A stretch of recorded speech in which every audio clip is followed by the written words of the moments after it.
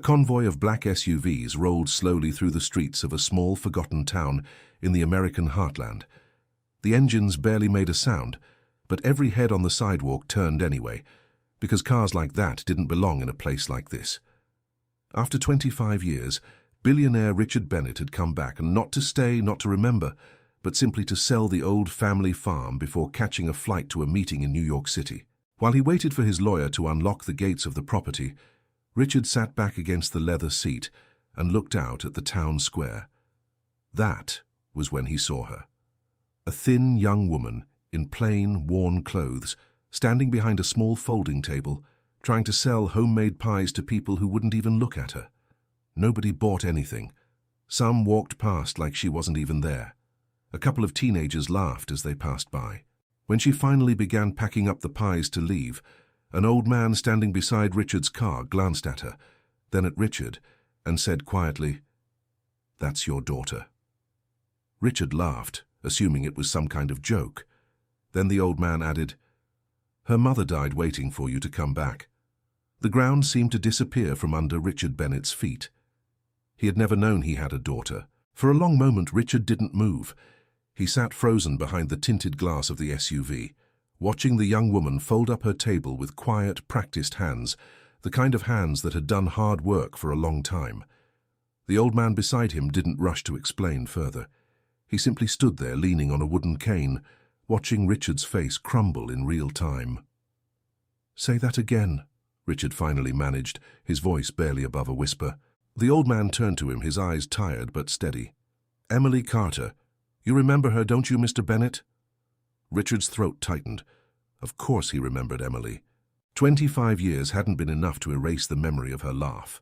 The way she used to sit on the porch of the old farmhouse, with her bare feet swinging off the steps. The way she used to say that someday they'd build a life together, right here in this town or somewhere better.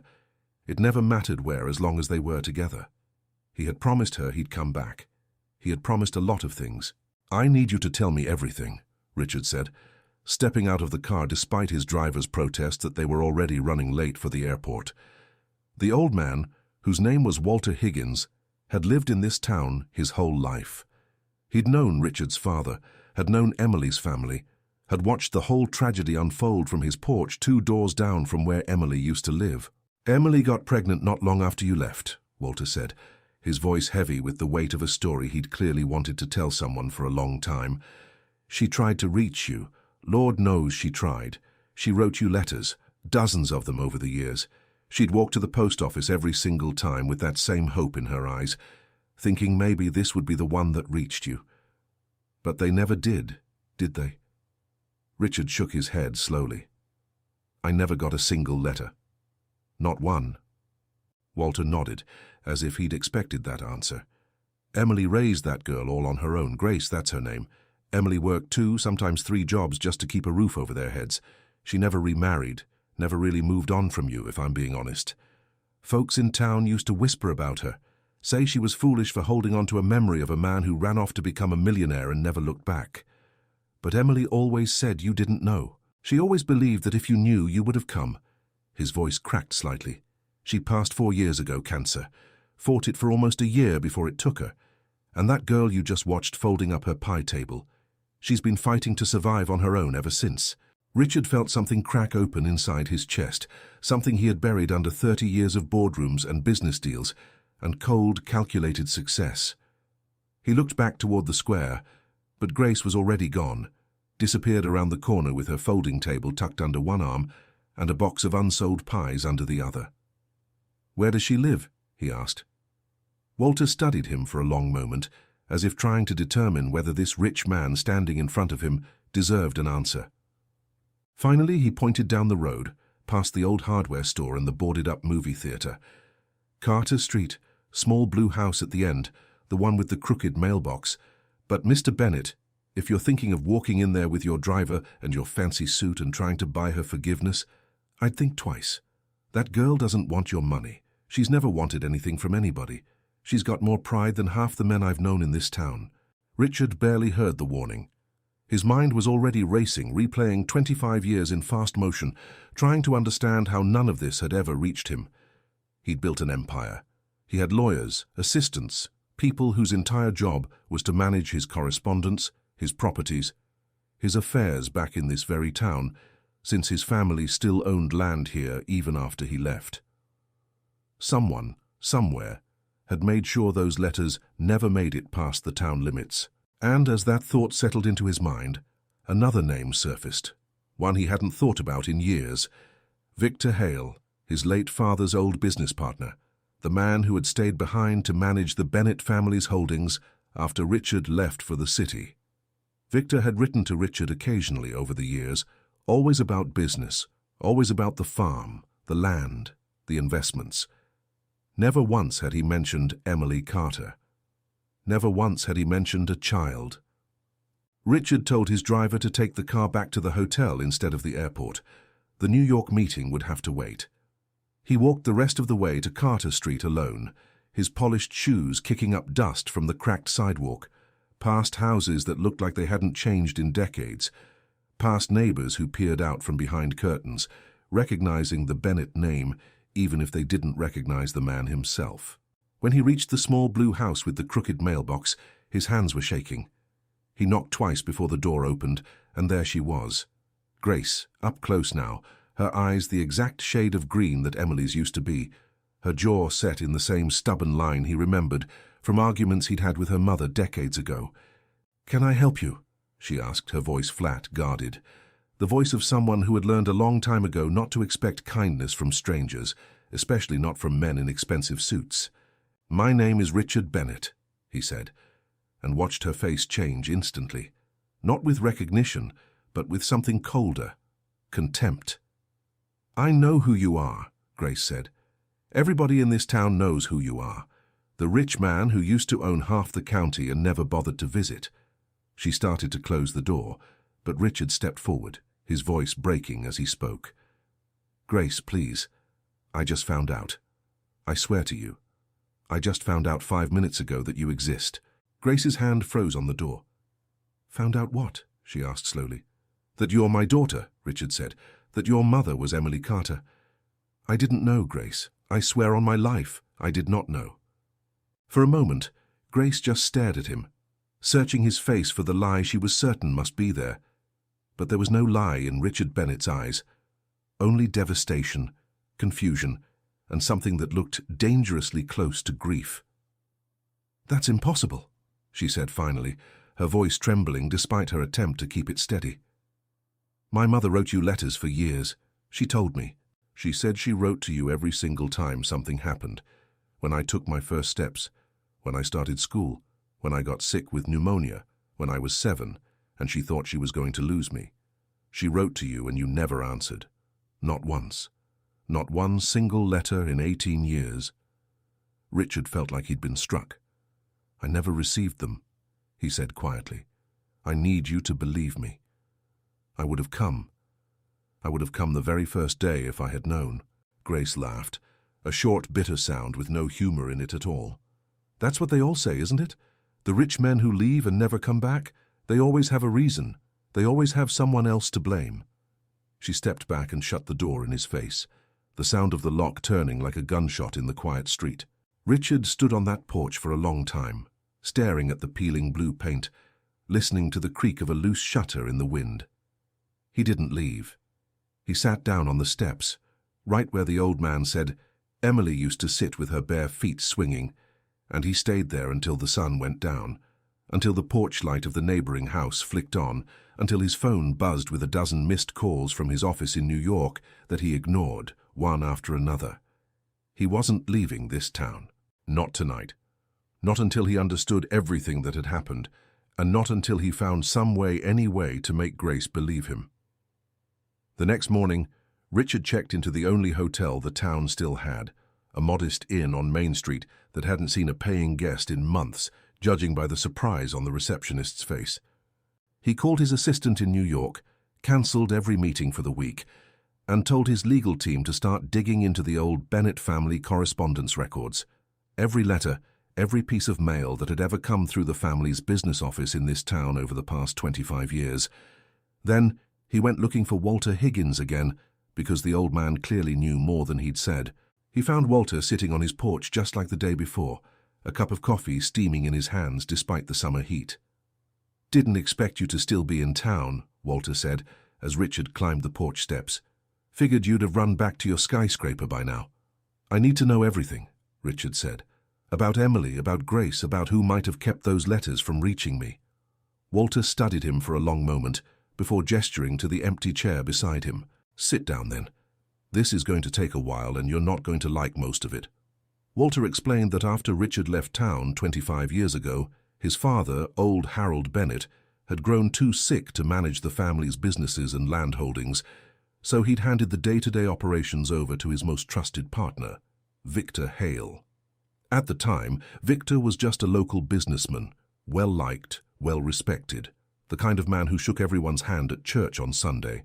But over the years, as Harold Bennett's health declined and Richard stayed away chasing his fortune in the city, Victor slowly, quietly, began expanding his own control over the Bennett family's assets. "Started small," Walter said. "A parcel of land here, a building there, always with some paperwork that made it look legal, always signed off by your father when he wasn't in his right mind anymore, God rest his soul. By the time your daddy passed, Victor Hale owned or controlled damn near half of everything that used to belong to your family. And nobody questioned it, because you weren't here to ask questions." "And Emily's letters?" Richard asked, his jaw tight. Walter took a slow sip of his coffee before answering. "The Bennett family always had a private post office box downtown, the one your daddy set up so all the farm correspondence and business mail would go through one place before being forwarded to wherever you were living at the time. Victor Hale had the only other key to that box besides your father. I always wondered how a diligent young woman who wrote so many letters, so consistently over so many years, never once got a reply, never even got a letter marked, 'Return to sender.' It's like they vanished into thin air." He looked directly at Richard now. "I think you already know where I'm going with this, son." Richard felt a cold, sick fury building in his chest. Victor intercepted them. "I can't prove it," Walter said carefully, "but I've had 25 years to watch that man build himself an empire out of land that should have stayed in your family's name, and I've had 25 years to watch that poor girl and her mother struggle, while he drove around town in cars almost as nice as the ones you rolled up in yesterday. You do the math." Richard spent the rest of that day at the old Bennett family business office, a squat brick building on the edge of town that his father had used for decades.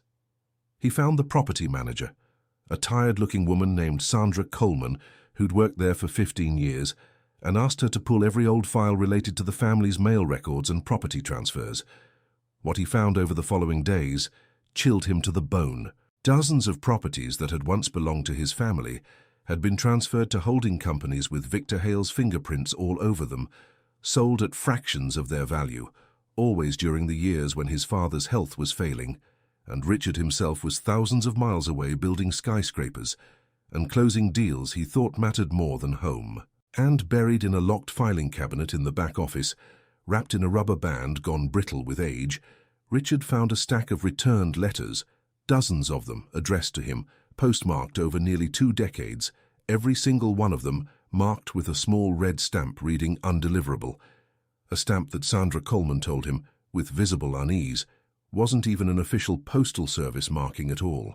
Richard sat alone in that office long after Sandra had gone home, holding those letters in his trembling hands, unable to bring himself to open them yet, terrified of what Emily's words might say, terrified of what it would feel like to finally hear her voice after all these years, knowing now that she had spent nearly 2 decades trying to reach him and had been silenced every single time by a man his own father had trusted. The next day, Richard went back to Carter Street. This time, Grace didn't answer the door right away, and when she finally did, she looked exhausted, her eyes rimmed red like she hadn't slept. "I told you yesterday I don't want your money," she said before he could speak. "I'm not here about money," Richard said. "I found the letters, Grace, your mother's letters. Someone stole them before they ever reached me. I have proof." He held out the stack, his hands still trembling. Grace stared at the bundle of yellowed envelopes for a long moment, her expression unreadable, before she snatched them from his hands and slammed the door in his face again. But this time, she didn't lock it. Richard waited on the porch, the same way he had the day before, and after nearly an hour the door creaked open. Grace stood there with tears streaming down her face, one of the letters open in her hand. "She wrote about the pneumonia," Grace whispered. "She wrote about how scared she was, how she prayed every night that you'd come, how she used to tell me stories about you, even though I never believed a word of it, because you never showed up." Her voice broke completely. "Why didn't you come? If you didn't know about the letters being stolen before now, why didn't you at least come back to check on her? You promised her you'd come back for a visit. Everyone in this town remembers you promising that." Richard had no good answer, and he knew it. "I got caught up," he admitted quietly. "I told myself I'd go back once I'd built something worth coming back to. I told myself there'd be time. I was wrong, Grace. I was so wrong, and I will spend the rest of my life trying to make that right, starting with you if you'll let me." Grace didn't invite him in that day, but she didn't slam the door again either. It was a start. That night, alone in his hotel room, Richard finally opened the letters himself one by one, in the order Emily had written them. The first one was dated barely 2 months after he'd left town, full of hope, full of plans. Emily writing about a doctor's appointment and a due date, and how she couldn't wait to tell him in person once he came back to visit like he'd promised. The second letter carried a different tone, quieter, more uncertain, asking gently why he hadn't written back yet, wondering if his new life in the city had simply swallowed him whole. By the 10th letter, spread across nearly 3 years, Emily's handwriting had changed, tighter, more guarded, no longer asking why, but simply reporting, almost like a diary entry addressed to a man who might never read it. Grace's first tooth, Grace's first word, which had been heartbreakingly dada, said to a photograph Emily kept on the mantel because she refused to let her daughter grow up without at least a picture of her father. Richard sat on the edge of that hotel bed until 3 in the morning, reading every single one, weeping in a way he hadn't allowed himself to weep since he was a boy, understanding now with brutal clarity exactly how much had been stolen from all 3 of them. Over the following 2 weeks, Richard stayed in town, extending his hotel reservation indefinitely to the visible frustration of his New York office, which called constantly demanding his return. He showed up at Carter Street every single day, sometimes just to sit on the porch steps, sometimes to help fix the crooked mailbox or the loose shutter that had bothered him that first night. Grace remained guarded, but slowly, in small and reluctant ways, she began to let him closer. She told him about her mother's final year, about the chemotherapy treatments they couldn't fully afford, about the diner where she'd worked double shifts just to keep the electricity on. She told him, with a bitterness that still cut deep, about growing up believing her father simply hadn't wanted her, about the birthdays and school plays and graduation ceremonies where she'd scanned the crowd out of habit, always hoping, always disappointed. "I used to think you were a monster," Grace admitted one evening, sitting across from him on the porch as the sun set behind the old grain silo down the road. "Now I don't know what to think. Knowing you didn't get the letters doesn't erase 25 years, Richard." She still couldn't bring herself to call him Dad. "I know," Richard said softly. "I'm not asking you to forgive 25 years overnight. I'm just asking for a chance to be here now, and for the rest of whatever time we have left." During those same 2 weeks, Richard began to see, up close, exactly what his daughter's life had looked like while he was building glass towers 1,000 miles away. He followed her, at a respectful distance at first through her days, the early morning shift at the diner on Route 9, where she poured coffee for truckers and farmhands before the sun was even fully up, the afternoons spent cleaning houses for families in town who paid her in cash and rarely looked her in the eye, the evenings baking pies at her kitchen table using her mother's chipped rolling pin because it was the one thing of Emily's she refused to ever replace. One evening, Richard offered to pay off the small mortgage still owed on the blue house on Carter Street, and Grace turned on him with a fury that surprised even her. "Don't you dare," she said, her voice shaking. "Everything in this house, every splinter in that porch, every dollar of that mortgage my mother earned with her own 2 hands after you left. I won't have you erasing that with a check." Richard raised his hands and backed down immediately, and something in the way he did it without arguing, without insisting he knew better, seemed to soften something in Grace, if only slightly. It was the first time, she'd later admit, that she believed he might actually be trying to understand her, instead of simply trying to fix her. It was during this same period that Richard finally worked up the courage to visit Emily's grave, tucked in the small cemetery behind the old Methodist church at the edge of town. Grace came with him, though she stood a few feet back, watching him kneel in the grass in front of the modest headstone, watching this powerful, wealthy man break down completely for the first time in 25 years. "I'm sorry," Richard whispered to the stone, his voice raw. "I'm so sorry, Emily. I should have come back. I should have never let anyone or anything keep me from you and our daughter." Grace found herself crying too, standing there in the cemetery, watching her father grieve a woman he had genuinely, deeply loved, and for the first time, some small, cautious part of her heart began to soften toward him. But not everyone in town was pleased to see Richard Bennett digging through old records and asking questions about property transfers from 25 years ago. Victor Hale had heard within days that Richard was back in town, and within a week he'd heard that Richard was going through the old family business files with the help of Sandra Coleman.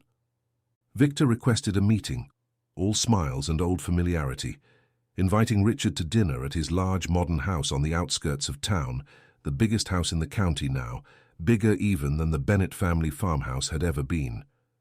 "Richard, my boy," Victor said warmly, pouring 2 glasses of expensive scotch as they sat in his study. "It's been far too long. Your father would be so proud of everything you've built." Richard studied the man across from him, this man he'd once called family, searching his face for any sign of the guilt that should have been there. "I found some letters, Victor," Richard said carefully. "Letters that were supposed to reach me over the years and never did, marked with a stamp I've never seen the postal service use." Victor's smile flickered just barely, just for a fraction of a second, but Richard caught it. "That's strange," Victor said smoothly, recovering quickly. "I'm sure it was some kind of clerical error at the post office. You know how these small-town operations can be, always understaffed, always making mistakes." "The letters were kept in a locked cabinet inside the Bennett family business office, Victor. The same office you managed for 25 years while my father was too sick to run things himself. The same office where dozens of our family's properties were somehow transferred out of Bennett ownership and into holding companies I'm starting to recognize as yours." The temperature in the room seemed to drop several degrees. Victor set down his glass slowly, his charming mask slipping just slightly to reveal something harder, colder underneath. "Be very careful, Richard," Victor said, his voice low. "You've been gone 25 years. You don't know this town anymore. You don't know what it took to keep your family's affairs running while you were off building your empire in New York. Everything I did to protect the Bennett name." "You stole from my family," Richard said, standing up. "You stole from Emily. You kept my own daughter from me for over 2 decades. Victor's eyes went cold. "I did what needed to be done. Your father was a sick, dying man who couldn't manage his own affairs anymore, and you were nowhere to be found. Someone had to keep things together. And frankly, Richard, a small-town girl and a farmhand's daughter showing up in your life would have been a distraction you couldn't afford back then. I was protecting your future." The confession, disguised as a justification, hung in the air between them like poison. Richard felt his hands curl into fists. "You'll regret saying that to me," he said quietly, before turning and walking out of Victor Hale's house without another word. Richard immediately called his legal team in New York, the same team of forensic accountants and corporate lawyers who had helped him navigate the most complex business deals of his career.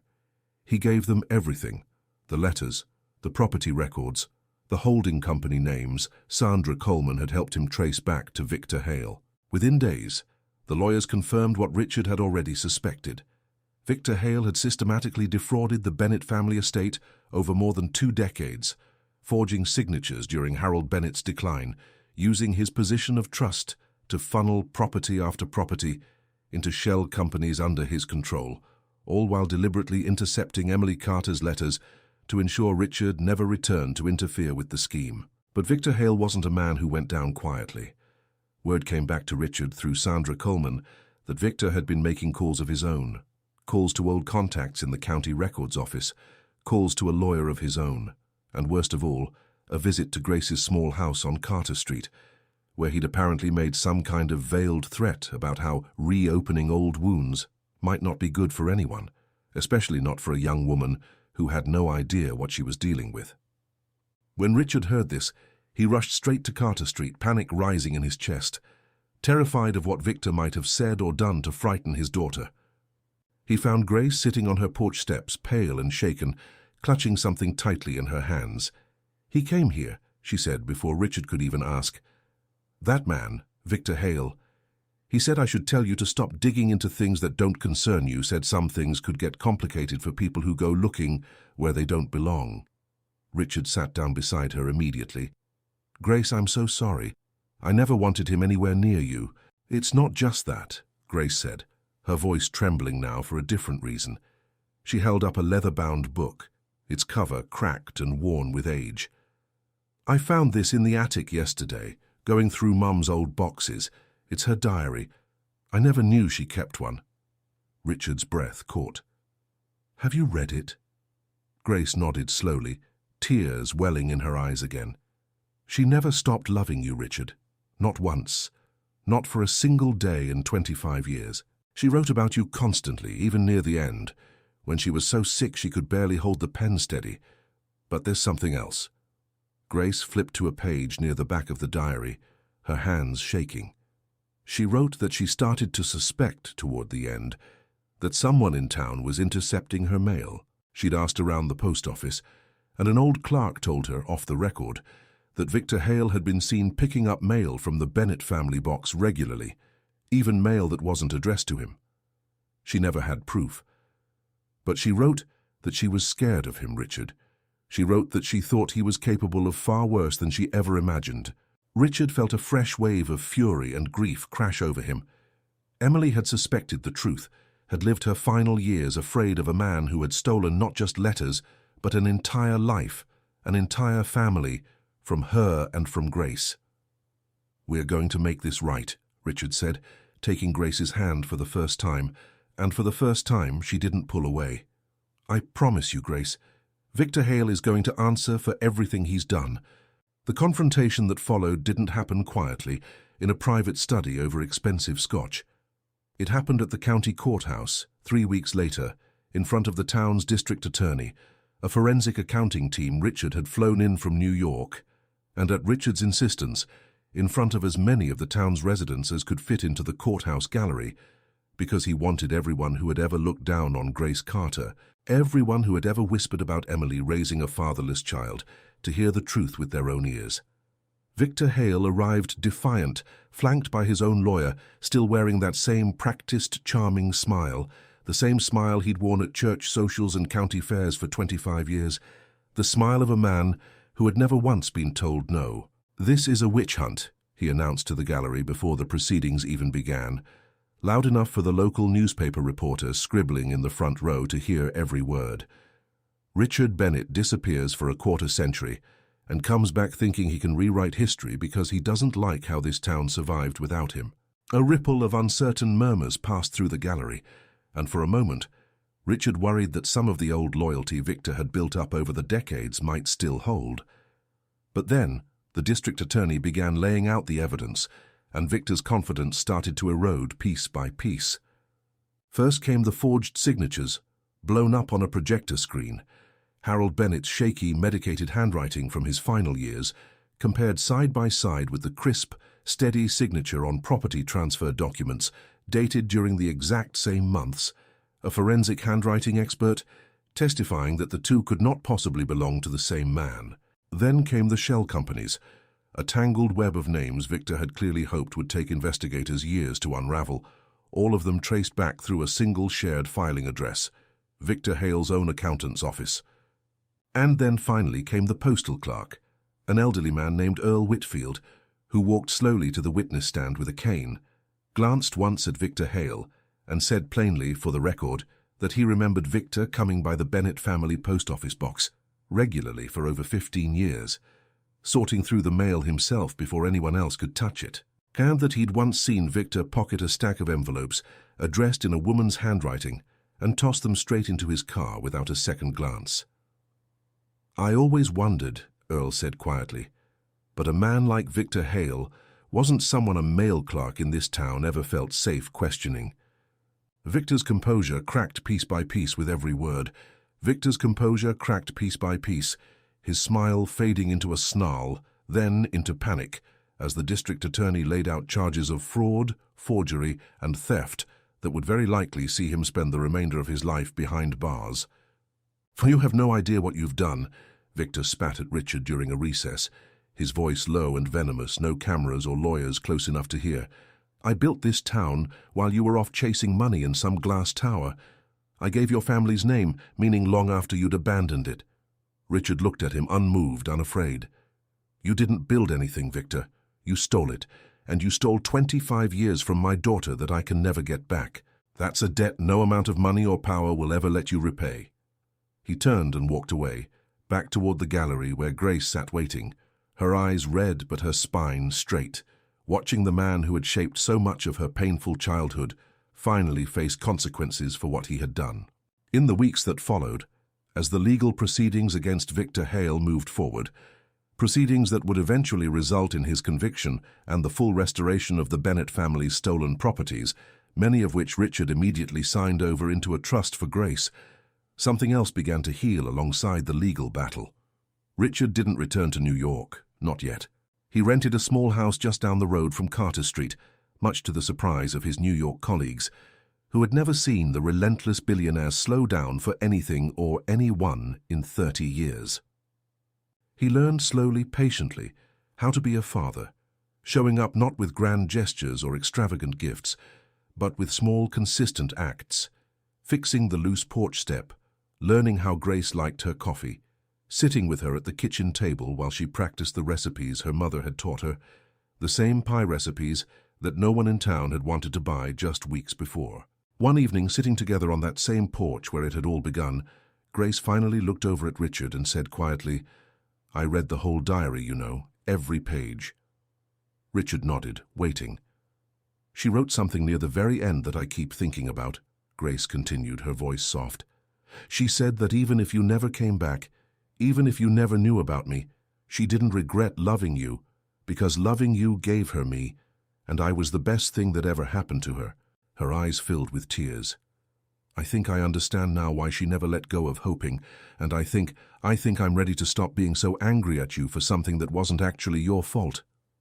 Richard felt his own eyes fill with tears, 25 years of guilt and grief and hope finally breaking loose all at once. "I don't expect you to call me Dad," he said softly. "I just want the chance to earn it, one day at a time, for as long as you'll let me." Grace was quiet for a long moment, looking out at the quiet street, at the town that had shaped her whole life, at the porch where her mother used to sit with her bare feet swinging off the steps, dreaming of a man who would someday come home. Then she reached over and took her father's hand. "Okay, Dad," she whispered, testing the word for the first time in her entire life. "Let's start there." By the time autumn arrived, the town had changed in ways nobody could have predicted just months earlier.